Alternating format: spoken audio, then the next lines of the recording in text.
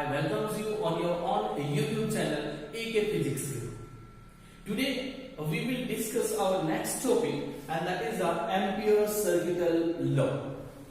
यानी कि एम्पियर ने एक लॉ दिया था जिसमें उसने एक रिलेशन बताया किस किस के बीच में, relation between the current magnetic field. ठीक है, क्या क्या रिलेशन कहा था उसने? कहा था कि मैग्नेटिक फील्ड का लाइन इंटीग्रल जो है वो करंट के साथ रिलेट करता है. ठीक है, the relation between the line integral of magnetic field and current given by the ampere, जिसको नाम दिया गया एम्पियर सर्किटल लॉ. क्या कहा उन्होंने? कहा the line integral of magnetic field, B represents magnetic field. The line integral of magnetic field is always equal to mu naught times of the total current passing through the loop or threading through the loop. ठीक है, मतलब एक loop के अंदर से current है वो पास होना चाहिए, उसके अंदर से करंट जाना चाहिए, लूप के ऊपर करंट ना हो. ठीक है, ऐसा ना हो कि कोई वायर ही मेरे पास सर्कुलर है और उस वायर में करंट दे रहा हूं ना. कोई लूप मेरे पास होना चाहिए और उसके अंदर से करंट पास होना चाहिए. जैसे सुई में धागा डालते हैं ना, है ना, उसी तरह अगर किसी लूप के अंदर से करंट पास हो रहा है तो उसको हम एम्पियर सर्किटल लॉ की फॉर्म में लिख सकते हैं. ठीक है, तो हमने इसीलिए कहा लास्ट में कि थ्रेडिंग द लूप और पासिंग थ्रू द लूप. ठीक है, तो क्या कहा? The line integral of magnetic field is always equal to mu naught times the total current threading through the loop और पासिंग थ्रू द लूप. ठीक है, that is the Ampere circuital law. Okay, now इसकी दूसरी statement भी हमारे पास आती है. वो स्टेटमेंट क्या कहती है? वो कहती है कि B into L is equal to mu naught I.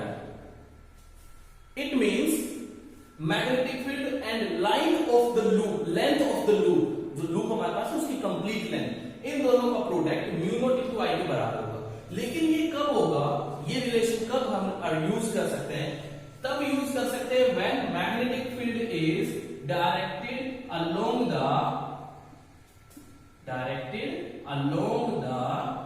Tangential, किसके? Tangential of the loop, tangential of the loop. ठीक है, किसके अकॉर्डिंग जाना चाहिए? टेंजेंट के अलोंग जाना चाहिए. ठीक है, magnetic field is directed tangential to the loop at each and every point. Then B into L is equal to mu naught into I. ये आप यूज कर सकते हो. ठीक है, आफ्टर दैट इसके बाद हमारे पास इसका प्रूफ आता है. How you prove it? तो प्रूफ के लिए एक छोटी सी डेरिवेशन है, वो डेरिवेशन मैं कर रहा हूं. ठीक है, तो हमने कंसीडर कर लिया कि let us consider we have a long infinitely straight current carrying conductor. एक स्ट्रेट करंट कैरिंग कंडक्टर है जिसकी लेंथ हमने ले ली infinite. Let this is the infinitely long straight current carrying conductor and draw a loop. This is the loop. ठीक है, and now consider this loop is placed perpendicular to the plane of this board and this wire or this conductor is placed in the plane of this board. Okay, now here the direction of magnetic field is like this if the current in the conductor is this. ठीक है, अगर current मान लो ये मेरे पास है conductor, current को ऊपर की तरफ जा रहा है तो right hand thumb rule use करोगे. Right hand thumb rule. ठीक है, करंट ऊपर की तरफ गया along the thumb. Magnetic field की डायरेक्शन क्या होगी? Along the tangent of this ring और द सर्कल और द लूप, इसके अलोंग जाएगी. तो हमने वही चीज कंसीडर कर ली. Now consider a small elementary length of this loop dl and the direction of this dl is also along the tangent. dl की लेंथ भी यही है, मैग्नेटिक फील्ड की डायरेक्शन भी यही है, सेम है. तो उस केस में हम ये कह सकते हैं कि B dot dl is equal to BDL cos and here is theta. Now what is the value of theta? अब देखो B dot dl दोनों की डायरेक्शन सेम है, इसलिए एंगल कितना होगा? Please reply. Very good, that's right, angle is 0. Angle कितना होगा? 0 है. कोस 0 कितना होता है? 1. उठिए, यहां रखेंगे तो आपके पास ये बन जाएगा कि BDL is equal to BDL cos 0 की जगह 1. तो we get this B dot dl is equal to B dl, इसके बराबर आ जाएगा. ठीक है. नाउ दूसरी चीज, due to the straight current carrying conductor magnetic field is, B की वैल्यू कितनी होती है? मैग्नेटिक फील्ड B, इसकी वजह से due to the straight current carrying conductor कितना होगा? That is equal to mu naught I divide by 2R. Okay. अरे होता है नहीं होता भैया, आता है आपके पास mu naught I divide by 2 pi R. ठीक है. ये हमारे पास रिलेशन आ जाएगा magnetic field due to a straight current carrying conductor, उसके लिए आ जाएगा हमारे पास that mu naught I divide by 2 pi R. This is the magnitude of magnetic field due to a straight current carrying conductor. B की value आ गई आपके पास. Now find the line integral of magnetic field. Line integral of magnetic field means integration of B dot dl is equal to, किसके बराबर लिखते हैं? Integration over a close loop भी आएगा, तो इसलिए ओवर द क्लोज लूप हम कर देते हैं. तो इंटीग्रेशन ऑफ B dl इसके बराबर आ जाएगा. This magnetic field is independent on this length. इस लेंथ पे डिपेंड नहीं करता, जबकि मैग्नेटिक फील्ड हमें पता है कि इस डिस्टेंस के ऊपर डिपेंड करता है, करता ना इस डिस्टेंस पे. तो dl इस लूप पे कहीं भी दे दो, ये तो आप सेम ही रहना है. तो this magnetic field B is not depends on dl, इसलिए इंटीग्रेशन से बाहर आ जाएगा. We get integration B integration of dl. dl क्या था? dl is the small length of this circle और दिस लूप, और इंटीग्रेशन करेंगे तो हमें क्या मिलेगा? Complete length of the loop. Very good. Complete length मिल जाएगी, और complete length of this loop is equal to the circumference. इसके बराबर होगी? सर्कमफ्रेंस के बराबर. उठिए यहां रख दो. यहां रखेंगे तो आपके पास आ जाएगा B into 2 pi R, where R be the radius of this amperial loop. इस लूप को क्या नाम दिया गया? Amperial loop. तो ये आ गया आपके पास B dot 2 pi R, B into 2 pi R. सब कुछ ठीक है यहां तक? Any doubt? No. Very good. Now put the value of B. जो B हमारे पास आया था magnitude of magnetic field, put here. यहां रखेंगे तो क्या होगा? यहां रखेंगे तो आपके पास आ जाएगा ये, that is mu naught I divide by 2 pi R और into 2 pi R. 2 pi R से 2 pi R cancel. We get integration of B dot dl over the close loop is equal to mu naught times of the total current. ये बच जाएगा बस mu naught into I. 2 pi R तो cancel हो चुका है. ठीक है. तो हमें मिल गया भाई integration of B dl is equal to mu naught I. या फिर कह दो line integral of magnetic field is always equal to mu naught times of the total current threading through the loop और passing through the loop. Okay. कोई doubt यहां तक? Any problem? No. Very good. That's nice. Now the next topic. The next topic is application of Ampere circuital law. इसकी application हमें देखनी है. ठीक है. और इसकी एक एप्लीकेशन हमारे पास है. क्या? Find the magnetic field due to a straight current carrying conductor with the help of Ampere circuital law. अब इसकी हेल्प से हमें मैग्नेटिक फील्ड फाइंड आउट करना है. किसका? स्ट्रेट करंट कैरिंग कंडक्टर का, जिसका हम ऑलरेडी यूज कर चुके थे, है ना. Now let us consider a straight current carrying conductor infinitely long. ठीक है. Infinitely long straight current carrying conductor हमने कंसीडर कर लिया and draw an Amperian loop which have a radius R. Now this is the Amperian loop which have a radius R. इसकी radius कितनी है? R. ठीक है. Now let the direction of current is from bottom to top. ठीक है. मैं नाम दे दिया इसका x to y. The direction of current in the conductor is x to y. By applying the right hand thumb rule, the direction of magnetic field is this. ये यहां पर magnetic field की डायरेक्शन हो जाएगी. ठीक है. Consider length, small elementary length dl, whose direction is along the direction of magnetic field. जो B की डायरेक्शन होगी वही किसकी डायरेक्शन है? dl की डायरेक्शन भी होगी. Because both are always acting along the tangent of a circle. Okay. Now B हो गया हमारे पास, डायरेक्शन ऑफ dl भी हो गया हमारे पास, तो B डॉट dl क्या होगा? एम्पियर सर्किटल लॉ अप्लाई करते हैं यहाँ पे। जब हम यहाँ एम्पियर सर्किटल लॉ अप्लाई करते हैं तो integration over the close loop B dot dl is equal to किसके बराबर होगा? That is equal to the integration B dl cos theta. लिख सकते हैं ना भाई, डॉट हटा के cos थीटा यूज कर दो। तो हमने क्या किया, सिर्फ डॉट हटा के cos थीटा यूज कर दिया। अब थीटा क्या है? Theta be the angle between the magnetic field and dl। कितना है? क्योंकि दोनों की डायरेक्शन सेम है तो एंगल कितना होगा? 0। दैट्स व्हाई यहां 0 रख देंगे। cos 0 कितना? 1 के बराबर। तो क्या बन गए? ये बन गया आपके पास integration of b dl cos 0। cos 0 1 के बराबर। क्या गया? ये सब कुछ हम कर रहे हैं ओवर द क्लोज लूप, इसलिए हम यहाँ पे क्लोज लूप का एक सिंबल और लगा देते हैं इंटीग्रेशन के बीच में। ये जो सर्कल हम लगा रहे हैं ना इंटीग्रेशन पे, इसका मतलब होता है कि ये इंटीग्रेशन हमें क्लोज लूप के अंडर में जाके कर रहे हैं। ठीक है, ये हो गया यहाँ पे। नाउ dl क्या था?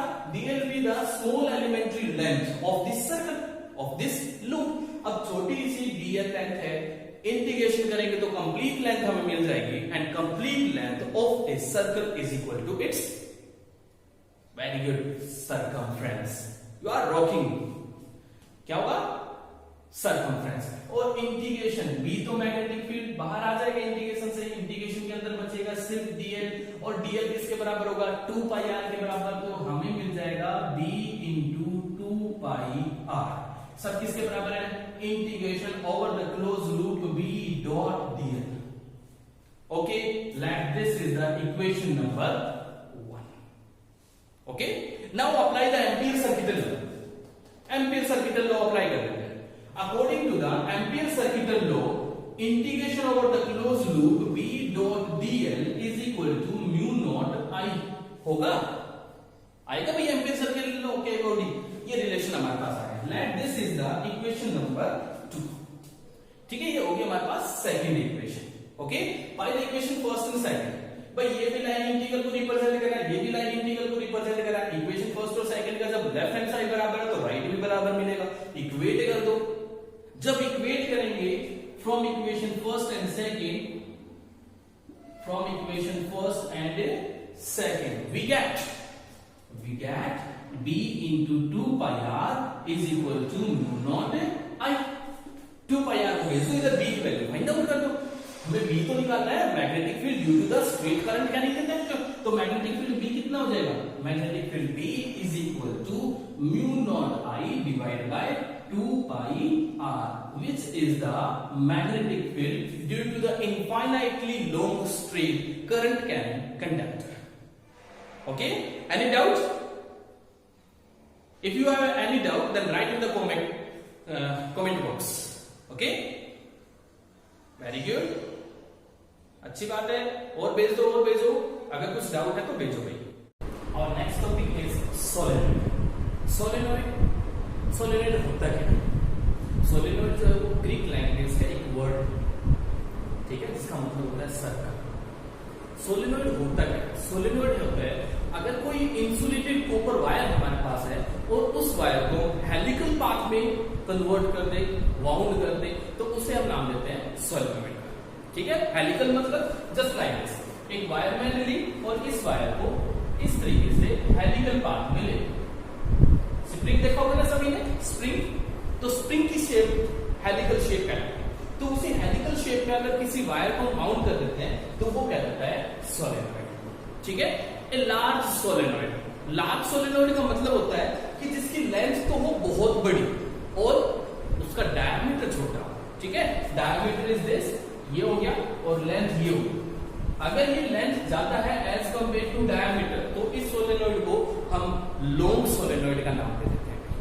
ठीक है, now we want to find the magnetic field due to the solenoid. इस सोलेनॉइड की वजह से मैग्नेटिक फील्ड हमें फाइंड आउट करना है। ठीक है, इनसाइड में देखेंगे कितना होता है, इसके आउटसाइड में देखेंगे मैग्नेटिक फील्ड कितना होता है, क्या होता है, मैग्नेटिक फील्ड कम हो जाएगा, ज्यादा हो जाएगा, किस तरीके से उसकी शेप आएगी, ये सब कुछ हम देखेंगे।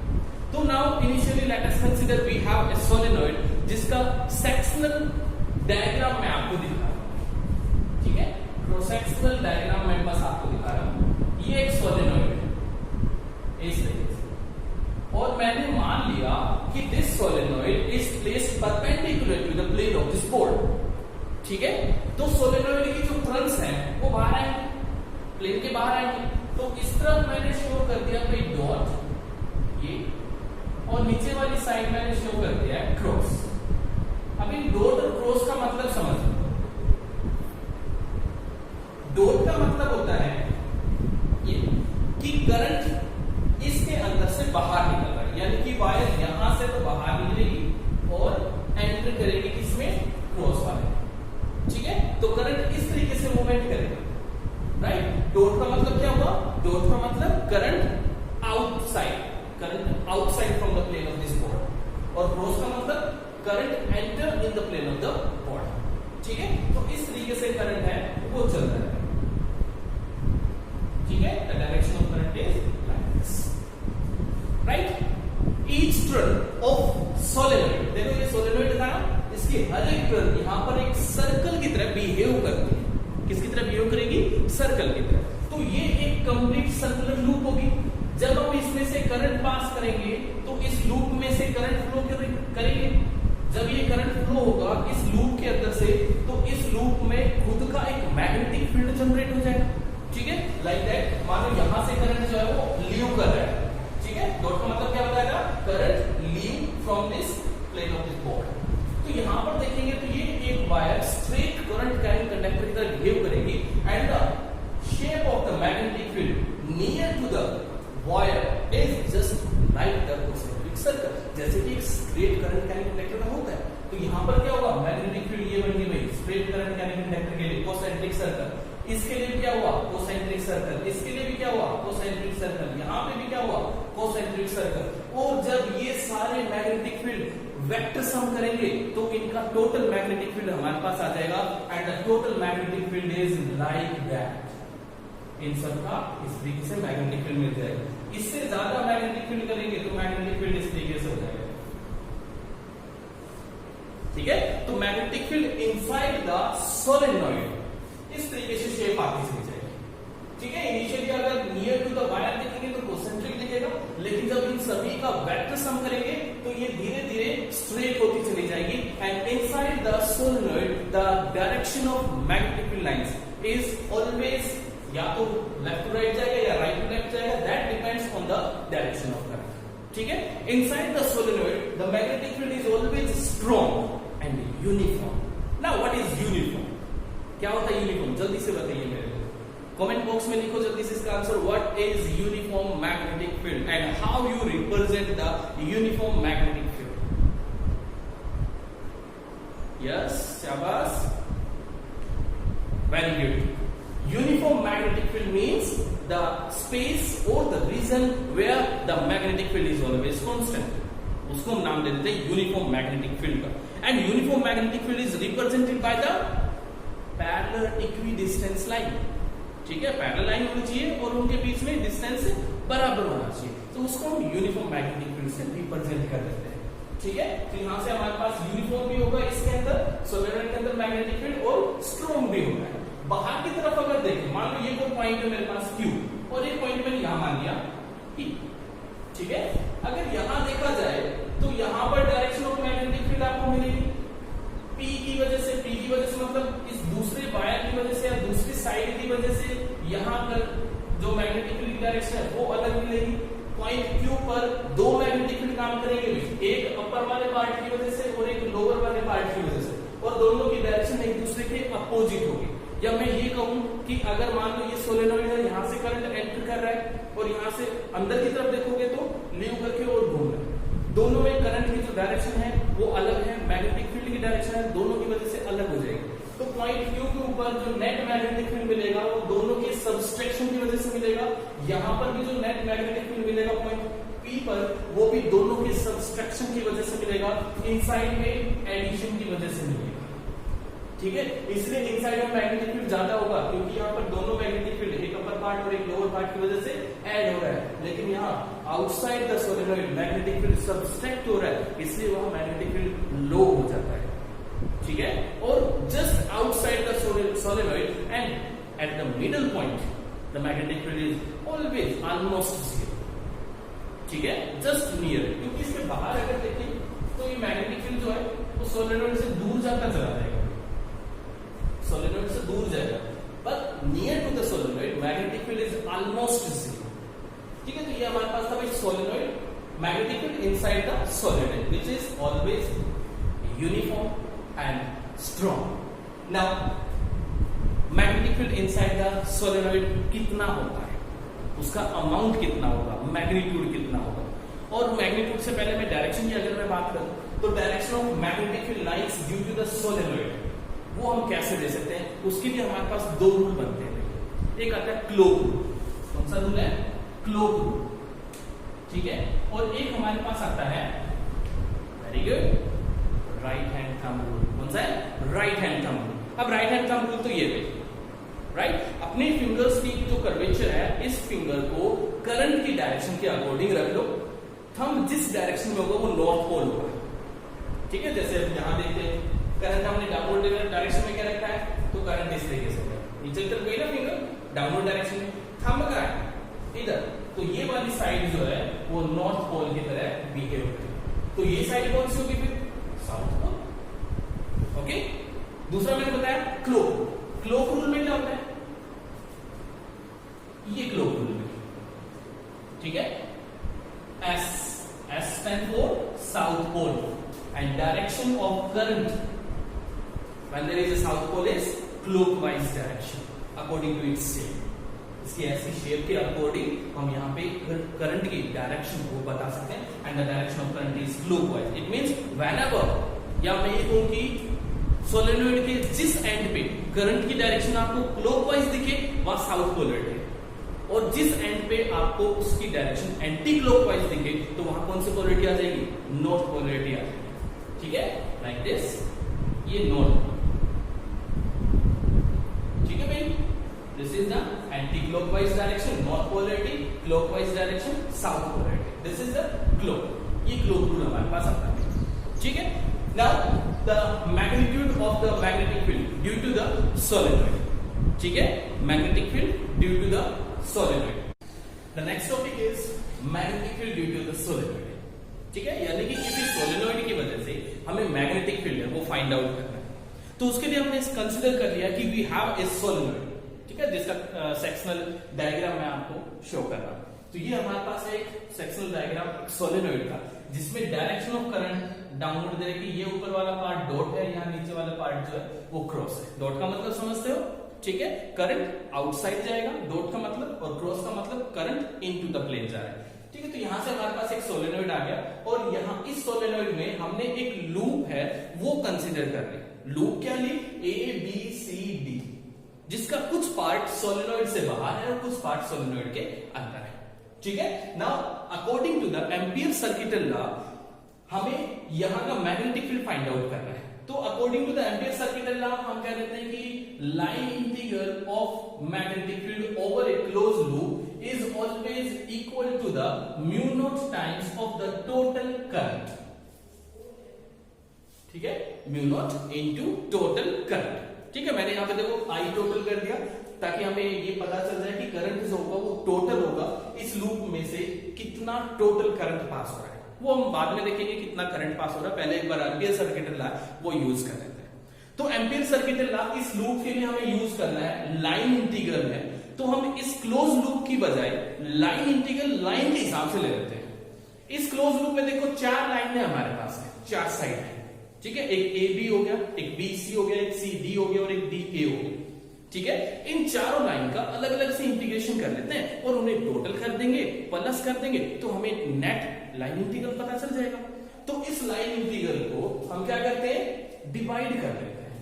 हमने क्या किया, line integral B dot D L over the closed loop A, B, C can be written as the line integral B dot dl over the loop A, B, ठीक है, plus the line integral B dot dl over the loop B, C, plus the line integral B dot dl over the loop C, D, and plus last B dot dl over the loop DA, ठीक है, तो ये 4 line integral हमने individual निकाल दिया, अलग अलग निकाल दिए और इन सबको टोटल वेक्टर सम कर देते हैं तो हमें नेट लाइन इंटीग्रल है वो पता चल जाएगा। अब बात करता हूं मैं पहले line BC, the line integral of magnetic field over the line BC, इस BC लाइन की बात करता हूं। तो यहां पर जो DL हमारे पास होगा, that DL is in the direction of B to C, B से C की डायरेक्शन में मिलेगा। And direction of magnetic field is, magnetic field की डायरेक्शन क्या होगी? अगर यहां मैग्नेटिक फील्ड की डायरेक्शन देखोगे तो inside the solenoid the direction of magnetic field is या तो उस तरफ जाएगी नॉर्थ पोल इधर, या फिर जाएगी इस तरफ। That depends on the direction of the current. अगर हम यहां देखें तो करंट बाहर की तरफ आ रहा था, तो करंट आ रहा है आपके पास ये नीचे की तरफ आ रहा है डाउनवर्ड डायरेक्शन में, और according to the right hand thumb rule direction यहां जाएगी नॉर्थ पोल की। ठीक है, तो यहां मैग्नेटिक फील्ड की डायरेक्शन हो जाएगी, हमने कह दिया कि this is the direction of the magnetic field B। Okay, अब direction of B and direction of DL, इन दोनों के बीच में एंगल कितना बना? 90 डिग्री, है ना? एंगल कितना बना? 90 डिग्री। अगर एंगल 90 डिग्री बन रहा है तो यहां रखेंगे DL, डॉट लग रहा था, डॉट को हटा देते हैं, इसकी जगह क्या यूज करना पड़ेगा? cos 90, और cos 90 कितना होता है? 0। cos 90 कितना होता है? 0। ये हो गया 0। सब किसके बराबर? This is the line integral of B dot DL over BC। कितना आ गया? 0। नाउ दूसरा एक और लेते हैं। अब देखो यहां पे और यहां पे, अगर मैं इसकी बात करूं तो भी तो ऐसा ही है कुछ। डायरेक्शन ऑफ DL क्या होगा? D से A की तरफ आ रहे हैं तो DL की डायरेक्शन भी आ जाएगी डाउनवर्ड। ठीक है, देखो यहां मैं ले रहा हूं D to A, ठीक है, तो D से A की तरफ डायरेक्शन आ जाएगी DL की। मैग्नेटिक फील्ड ये हो गया, दोनों के बीच में एंगल कितना बना? 90 डिग्री का। Again integration B dot DL over D to A is equal to 0। ये भी 0 आ गया, तो ये दो इंटीग्रल तो खत्म ही हो गए भाई, एक तो ये और एक ये दो तो खत्म ही हो गए, 0 हो गया। ठीक है, अब मैं बात करता हूं इसकी, कौन सा? Integration of B dot DL over C to D, ये किसके बराबर? That is also equal to 0। क्यों? Why? अब ये 0 क्यों?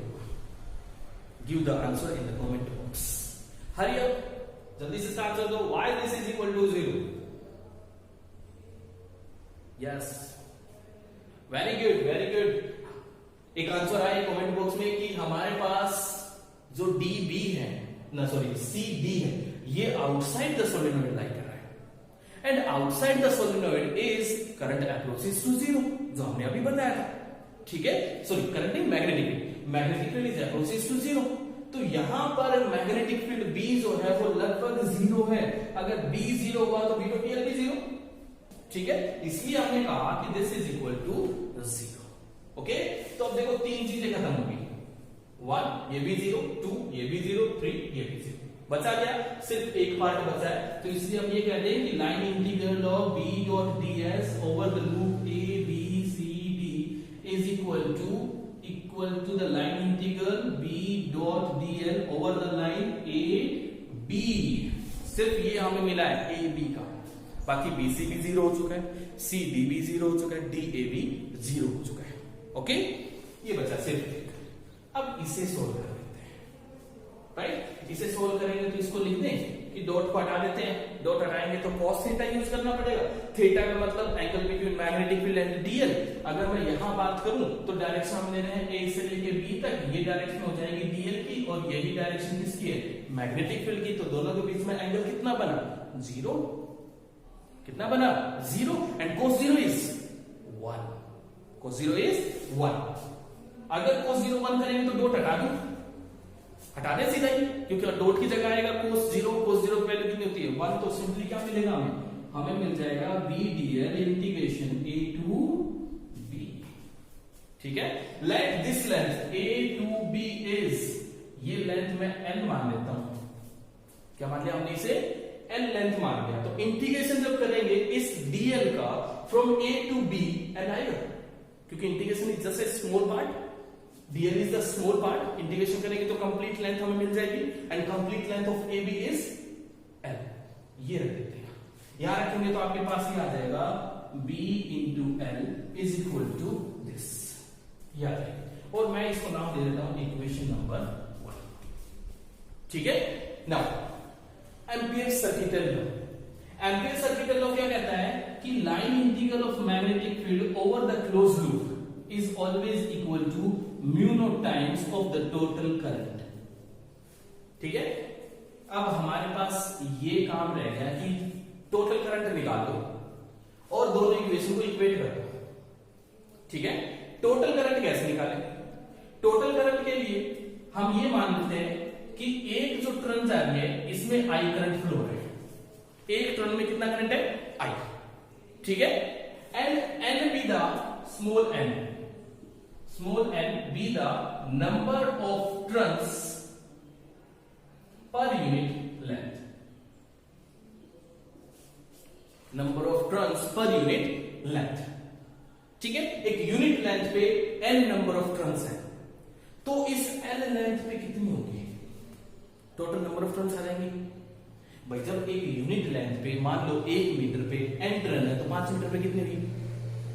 5 है, ठीक है। Just multiply n with n, तो हमें टोटल नंबर ऑफ टर्न्स है वो पता चलता है। तो मैं लिख दूं भाई टोटल नंबर ऑफ टर्न्स कितनी होगी? That is equal to n into n। Let I be the current in one turn, एक टर्न में करंट कितना? I, तो n इंटू n में कितना करंट हो जाएगा? Here the total current is NLI, या हो गया टोटल करंट। टोटल करंट की वैल्यू हमारे पास आ गई भाई, the total current is NL into I। ये वैल्यू उठाओ, एम्पियर सर्किटल लॉ में रखो और एम्पियर सर्किटल लॉ को ऊपर इक्वेशन 1 के साथ कंपेयर कर दो, ठीक है। यहां से रब कर रहे हैं हम। नाउ ये वैल्यू उठा के इसमें रखते हैं, चाहिए हमारे पास आ जाएगा integral line integral of B dot D L is equal to mu naught into total current and the total current is NLI, ये आ जाएगा NLI, ठीक है। Now this is the equation number 2। Compare the equation first and second, इन दोनों क्या करेंगे? Compare कर लेते हैं। Then on comparison we get from equation first and second,